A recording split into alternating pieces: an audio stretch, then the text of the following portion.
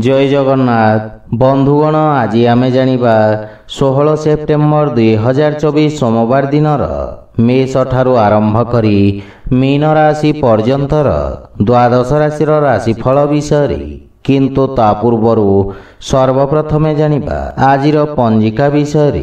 आज होउची 16 सेप्टेम्बर 2024 सोमवार भाद्रव शुक्ल पक्ष त्रयोदशी कन्या एक दिन। आज धनिष्ठा नक्षत्र और कुंभचंद्र। आजिर शुभ बेला प्रातः 5 घंटा 41 रु दिवा 7 घंटा 19 मिनिट पर्यंत। आजिर सूर्योदय प्रातः 5 घंटा 41। आजिर सूर्यास्त संध्या 5 घंटा 55 मिनिट। आज मिथुन और मीन राशि पुरुष एवं मीन राशि महिला मानक घातचंद्र एवं मिथुन राशिर घातबार। आज बैगण भक्षण निषेध। तो बंधुगण आसंतु जानिबा आजिर राशिफल विषय। ता पूर्वर आम चैनल को जो माने नुआ करी आछंती तळे थिबा लाल रंगर सब्सक्राइब बटन को दबे आम चैनल को सब्सक्राइब करंतु ओ पाखरे थिबा घंटी बटन को दबे ऑल रे सिलेक्ट करंतु काहेकि ना आमे अपलोड करितवा प्रत्येक वीडियो नोटिफिकेशन आपण सर्वप्रथमे पाई परिबे। तो प्रथमे जानिबा मेष राशि विषय। आपणक एकादश स्थान रे चंद्रदेवंको गोचर आपणको पूर्वरु ए पर्यंत करितवा परिश्रमर उत्तम परिणाम प्रदान करिबा। योजना अनुसार आपणक कार्य त्वरान्वित हेबा एवं कोनोसी नूतन व्यवसाय आरंभ करिवा पई समय शुभ रहिछि।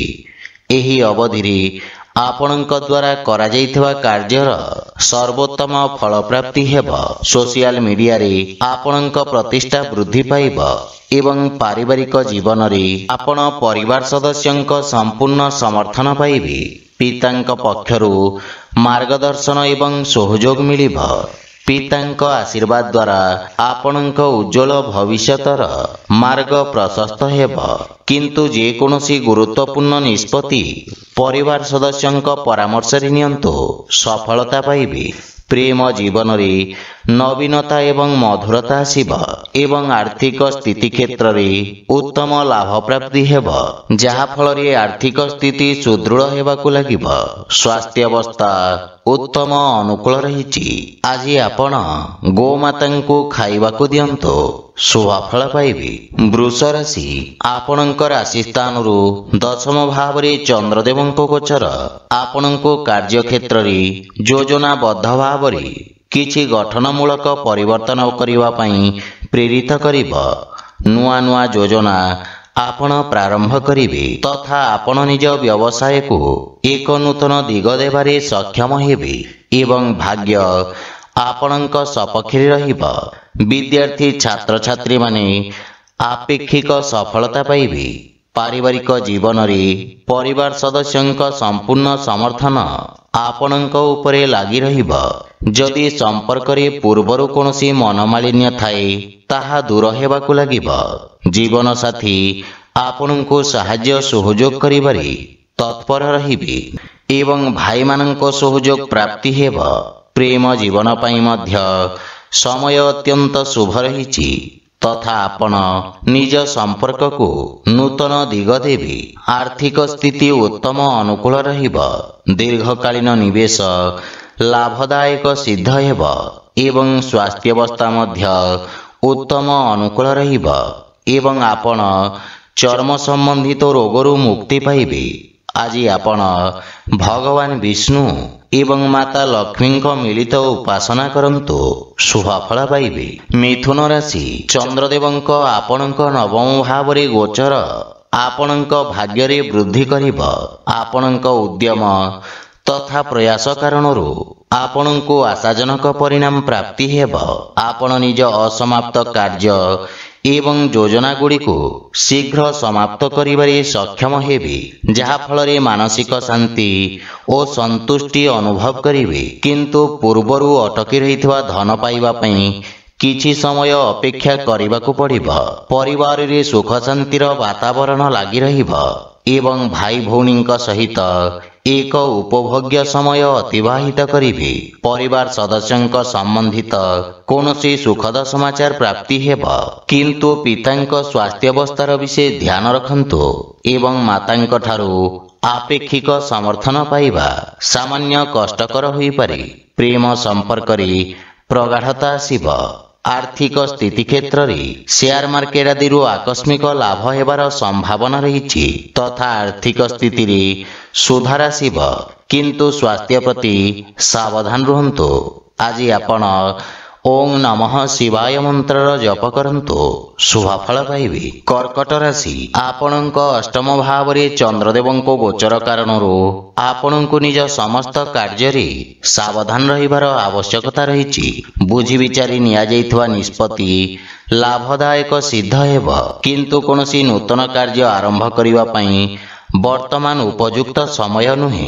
ଏକାଗ୍ରତା ବଜାୟ ରଖିବା ପାଇଁ ବିଦ୍ୟାର୍ଥୀ ଛାତ୍ରଛାତ୍ରୀମାନଙ୍କୁ ଅଧିକ ପରିଶ୍ରମ କରିବାକୁ ପଡ଼ିବ। ପାରିବାରିକ ଜୀବନରେ ଜୀବନସାଥୀଙ୍କ ସ୍ୱାସ୍ଥ୍ୟ ସମ୍ବନ୍ଧିତ କିଛି ସମସ୍ୟା ଦେଖାଦେଇପାରେ, କିନ୍ତୁ ପିତାମାତାଙ୍କ ଠାରୁ ସମ୍ପୂର୍ଣ୍ଣ ସମର୍ଥନ ମିଳିବ।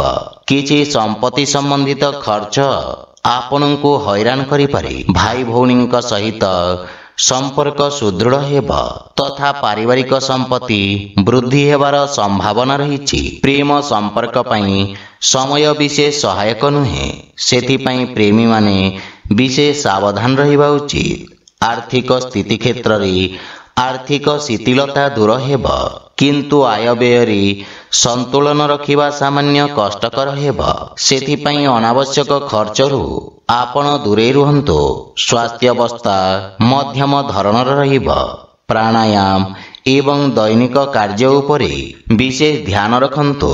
ଧାର୍ମିକ ଆଧ୍ୟାତ୍ମିକ କାର୍ଯ୍ୟ ପ୍ରତି ଆପଣଙ୍କ ରୁଚି ବଢ଼ିବ।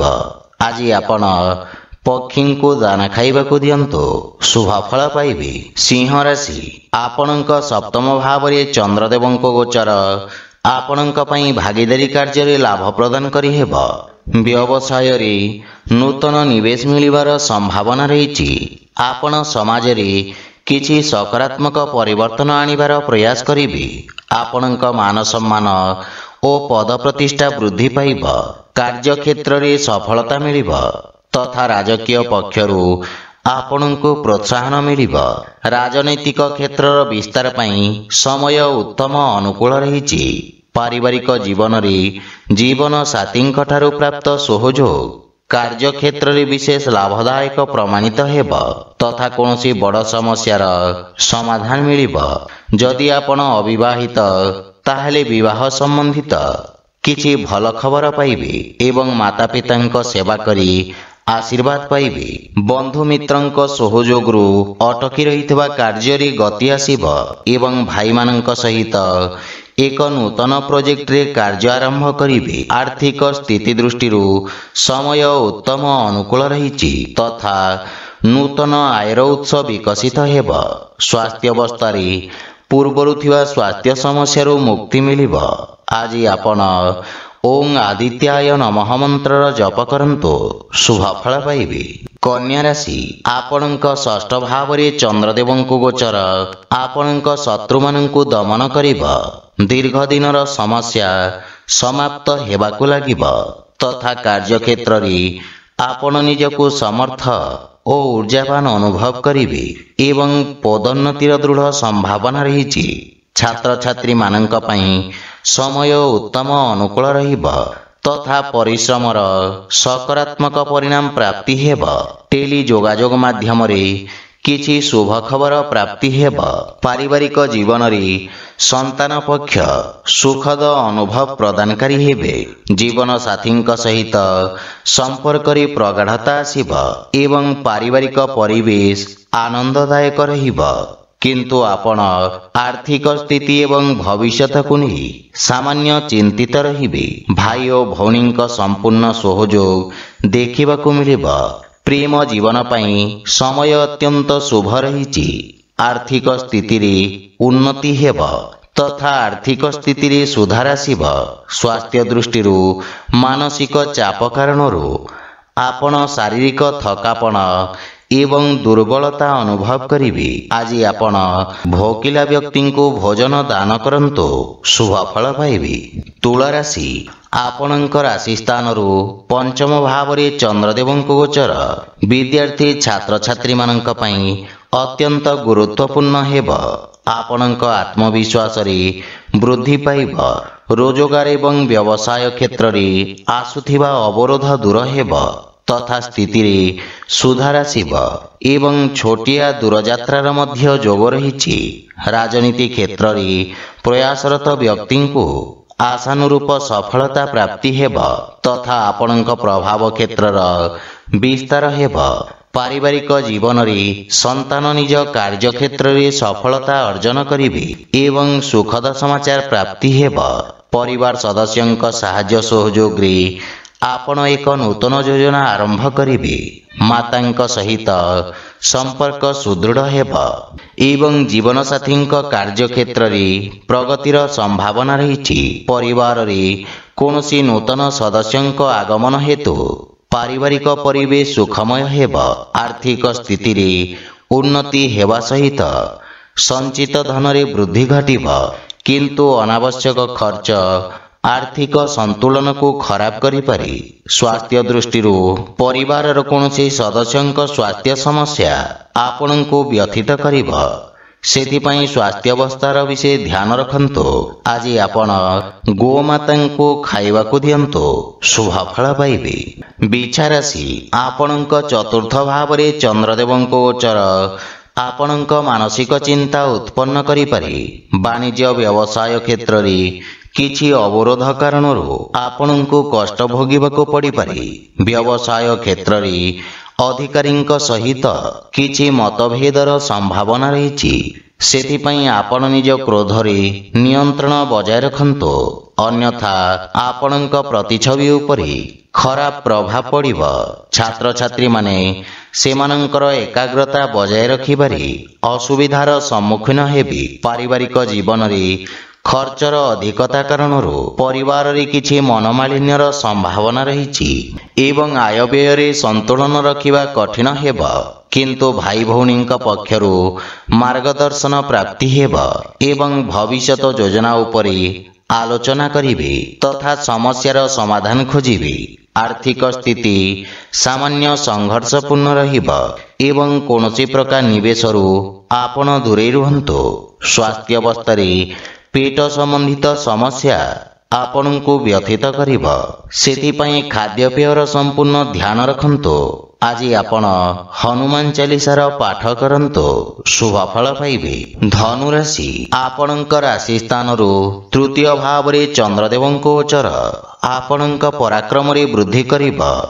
ଆପଣ ନିଜ ବୁଦ୍ଧିବଳ ଏବଂ ଦକ୍ଷତା ବଳରେ ଶତ୍ରୁମାନଙ୍କୁ ପରାସ୍ତ କରିବେ। ଚିକିତ୍ସା କ୍ଷେତ୍ରରେ ଜଡ଼ିତ ବ୍ୟକ୍ତିଙ୍କ ଖ୍ୟାତି ବୃଦ୍ଧି ପାଇବ, କିନ୍ତୁ ସରକାରୀ କର୍ମଚାରୀମାନଙ୍କ ପାଇଁ ଏହା ଏକ ବ୍ୟସ୍ତବହୁଳ ଦିନ ହେବ।